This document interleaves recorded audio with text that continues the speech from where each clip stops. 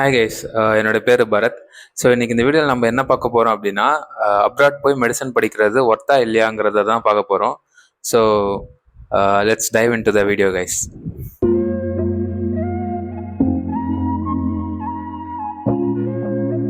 So என்னன்னா, first of all வந்து உங்களுக்கு தெரிஞ்சவங்க இல்லை உங்கள் சீனியர் இவங்கெல்லாம் வந்து இந்த மாதிரி வெளிநாட்டுக்கு போய் படிக்கிறத வந்து இன்ஸ்டாவில் போஸ்ட் ஆர் ஸ்டேட்டஸில் போடுவாங்க. லைக் ஸ்னோவில் விளையாடுற மாதிரி, இல்லை வந்து ஃபோட்டோ எடுத்து ஹேஷ்டேக் மெடிக்கோ அப்படின்னு போடுற மாதிரிலாம் போடுவாங்க. பட் அதை பார்த்துலாம் வந்து ஃபாரினில் போய் படித்தா நல்லாயிருக்கும், சூப்பராக இருக்கும் அப்படிலாம் வந்து ஏமாந்துடாதீங்க. ஸோ அதெல்லாம் வந்து நான் முன்னாடியே சொல்லிடுறேன். இதில் வந்து ஒரு குட்டி டிஸ்க்ளைமர். ஸோ இந்த வீடியோவில் நம்ம மெயினாக டிஸ்கஸ் பண்ண போகிறது வந்து அப்ராடில் படிக்கிறதோடைய ப்ரோஸ் அண்ட் கான்ஸை பற்றி தான் பேச போகிறோம். ஸோ இந்த வீடியோ உங்களுக்கு பிடிச்சிருந்தா லைக், ஷேர் அண்ட் சப்ஸ்கிரைப் பண்ணிக்கோங்க. ஸோ அப்ராடில் படிக்கிறதோடைய ப்ரோஸ்லாம் என்னென்னு பார்த்தீங்க அப்படின்னா, easy to get a seat. So வந்து சீட் ஈஸியாக கிடச்சிரும். நீங்கள் இங்கிலீஷ் மீடியம் படிச்சிருந்தால் போதும், அந்த 70% 80% மார்க்கை கிராஸ் பண்ணியிருந்தால் போதும் 12th ஸ்டாண்டர்டில். அண்ட் நீட் யூஜி பாஸ் பண்ணியிருந்தால் போதும். மற்றபடி எந்த ஒரு ரெக்குயர்மெண்ட்டுமே தேவை கிடையாது. ஸோ ஃபீஸுமே வந்து ஒரு மாதிரி அஃபோர்டபுளாக தான் இருக்கும். 2.5 to 3L பர் இயர் கட்டுற மாதிரி தான் இருக்கும். ஸோ டோட்டலி வந்து ஒரு 20Lக்குள்ளே முடிச்சுட்டு 6 years முடிச்சுட்டு நம்ம இந்தியாவுக்கு வர மாதிரி தான் ஆயிருக்கும். ஸோ அதுபடி பார்த்தா அதுவும் வந்து ஒரு ப்ரோவில் வந்து சேர்த்துக்கலாம். அண்ட் வந்து ஆப்வியஸ்லி வந்து new place, new life style இருக்கும், அண்ட் நியூ ஃப்ரெண்ட்ஸ் இருப்பாங்க. ஸோ ப்ரோஸ் பார்த்தீங்கன்னா இவ்வளோ தான், ஆரம்பிக்கிறதுக்குள்ளேயே முடிஞ்சிருச்சு. ஸோ இப்போ வந்து நம்ம கான்ஸ் கிட்டே போயிடலாம். ஸோ ஃபர்ஸ்ட் ஆஃப் ஆல் வந்து என்ன அப்படின்னா, நீங்கள் ரஷ்யா மாதிரியான கண்ட்ரியில் வந்து படிக்கிறதுக்கு வந்து 6 years ஆகும். ஸோ அதை யோசிச்சுக்கோங்க. நீங்கள் கிட்டத்தட்ட 6 years வந்து ரஷ்யாவில் மெடிசன் படிக்கிறதுக்கு ஸ்பெண்ட் பண்ணுறீங்க. லைக் வந்து ஜஸ்ட் ஸ்டடிங் மட்டும்தான். அண்ட் தென் வந்து நீங்கள் இந்தியாவுக்கு வந்து ஒரு 6 month வெயிட் பண்ணி எஃப்எம்ஜி எக்ஸாம்னு ஒரு எக்ஸாம் இருக்கும், அதை கிளியர் பண்ணணும். அதை முடிச்சுட்டு வந்து நம்ம தமிழ்நாடு மாதிரியான ஸ்டேட்டில் வந்து இன்டர்ன்ஷிப்பும் சீக்கிரமாக கிடைக்காது. அதுக்கு ஒரு 6 to 1 year வரைக்கும் வெயிட் பண்ணி இன்டர்ன்ஷிப் வந்து வாங்கி அதுக்கப்புறம் 1 year இன்டர்ன்ஷிப் பண்ணணும். அப்போ மட்டும்தான் ஒரு ஃபுல் லைசன்ஸ்டு டாக்டராக நம்ம இங்கே வந்து இருக்க முடியும். அதுவே வந்து இங்கே படிக்கிறவங்க வந்து 5.5 years வந்து கம்ப்ளீட் டாக்டர் ஆகிடுவாங்க. ஸோ நம்ம வந்து ஒரு 2 years கிட்ட பிஹைண்டாக இருப்போம்னு நினைக்கிறேன். ஸோ அது வந்து one of the major con. இப்போது ரஷ்யா கண்ட்ரிலலாம் பார்த்தீங்கன்னா 6 month வந்து ஃபுல் ஸ்னோவாக இருக்கும்.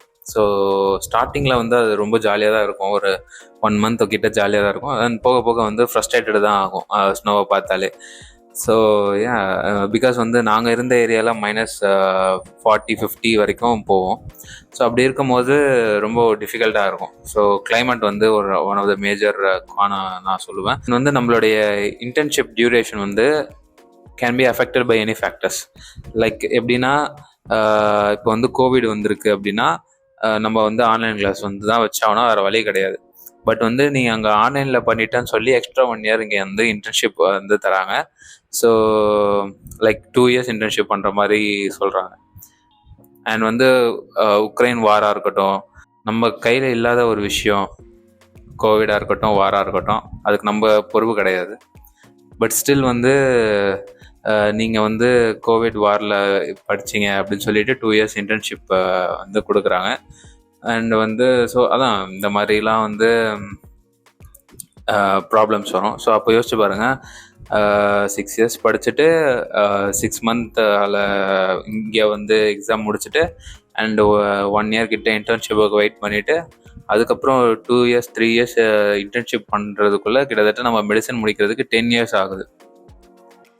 ஸோ இது வந்து நான் ஏன் கானில் சேர்த்துருக்கேன் அப்படின்னா, முன்னாடி இது கிடையாது.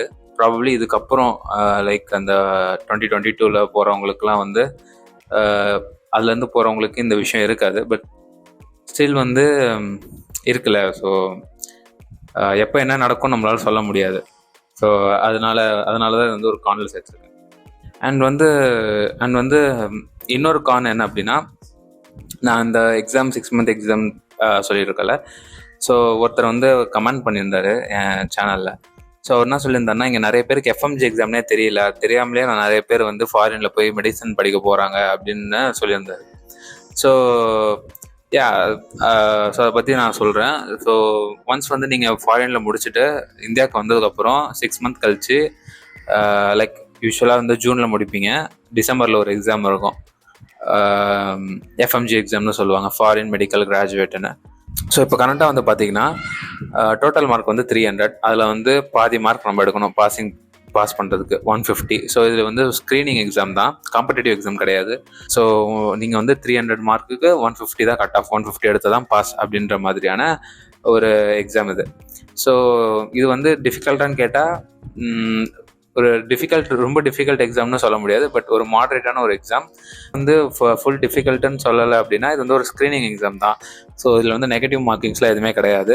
இது வந்து இப்போ பார்த்தீங்கன்னா என்ன ப்ராப்ளம் அப்படின்னா, நிறைய பேருக்கு இந்த ஒரு எக்ஸாம்னே இருக்குன்னே தெரியாது. அந்த எக்ஸாம் ப்ரிப்பரேஷன் அப்போ வந்து நீங்கள் தேவையில்லாமல் நம்ம இந்த ஃபீல்டு எடுத்துட்டோமோ, நம்ம இதுக்கு ஒர்த்தா இல்லையா அப்படின்னு ஏகப்பட்ட கொஸ்டின்ஸ் வரும். ஸோ அந்த அந்த இது வந்து போகிறதுக்கு முன்னாடியே நீங்கள் தான் யோசிக்கணும். இப்போ போகிறவங்களுக்கு எப்படி இருக்கும்னு தெரியாது. ஏன்னா வந்து இப்போது எஃப்எம்ஜி எக்ஸாம் வந்து நெக்ஸ்ட் எக்ஸாமாக கன்வெர்ட் பண்ண போகிறாங்கன்னு சொல்லிட்டு இருக்காங்க. Like NEET PG, FMG and அது எல்லாத்தையுமே சேர்த்து ஒரு காம்படிட்டிவ் எக்ஸாமாக ஆல் ஓவர் த இந்தியாவில் இந்தியன் கிராஜுவேட்ஸுக்கும் சேர்த்து அந்த எக்ஸாம் வந்து வைக்க போகிறாங்களாம். நெக்ஸ்ட் மாதிரியான ஒரு காம்படிட்டிவ் எக்ஸாம் வந்துருச்சுன்னா அந்த டைமில் வந்து இன்னும் டிஃபிகல்ட்டாக இருக்கும். ஃப்யூச்சரில் என்ன நடக்க போகுதுன்றதும் நல்லா தெளிவாக யோசித்து வெளிநாட்டுக்கு போகலாமா வேணாமான்னு முடிவு எடுத்துக்கோங்க. ஸோ அதான் இவ்வளோ கான்ஸ் இருக்குது. வெளிநாட்டுக்கு போய் படிச்சுட்டு வர்றது ரொம்ப ஈஸியான ஒரு விஷயம் கிடையாது. இதெல்லாம் தெரியாமல் தான் வந்து நான் போயிட்டேன். ஸோ இப்போது வந்து ஒரு அவேர்னஸ் மாதிரி எடுத்துக்கோங்களேன். இதெல்லாம் அதாவது வெளிநாட்டுக்கு வேணான்னு சொல்லலை, என்னென்னலாம் பிரச்சனை இருக்குன்னு தெரிஞ்சுக்கிட்டு போங்க. தெரியாமல் போயிட்டு அப்புறம் கஷ்டப்படுறதுக்கு என்னெல்லாம் இருக்குன்னு தெரிஞ்சுக்கிட்டு போகலாமா வேணாமான்னு முடிவு எடுத்துகிட்டு யோசிங்க, அதுக்கப்புறம் போங்க. ஸோ அது அவ்வளோதாங்க. இந்த வீடியோ உங்களுக்கு பிடிச்சிருந்தா லைக், ஷேர் அண்ட் சப்ஸ்கிரைப் பண்ணிக்கோங்க. ஸோ நெக்ஸ்ட் வீடியோ ஒருத்தர் கமெண்ட் பண்ணியிருந்தாரு மிஸ்டர் ரிவ்யூ பற்றி. ஸோ நான் நெக்ஸ்ட் வீடியோவில் போடுறேன். பாய்.